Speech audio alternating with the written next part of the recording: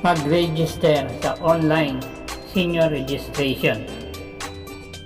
I'm using desktop computer. You can use laptop computer to search Chrome and search www.ncsc.gov.bs. So this is the first thing that we use to display.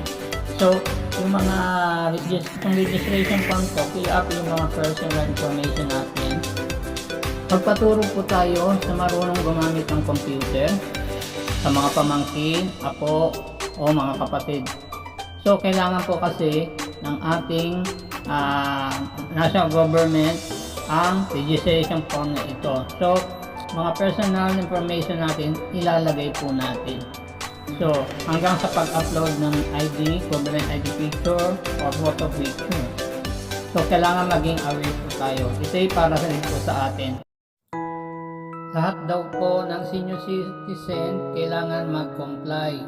Kasi nga, darating yung panahon, mabibigyan tayo ng benefit dahil sa ating katandaan. Sila po itutulong sa atin. Lahat po ng mga information kailangan natin i-review para ma-avoid natin yung mistake na tinatawag. Ito po ay para sa amin. Congratulations! Review po tayo.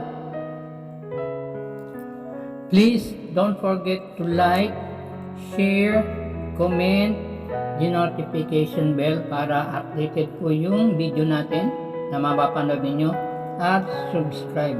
Ito po ay para sa inyo. So please review this upload video. Thank you so much.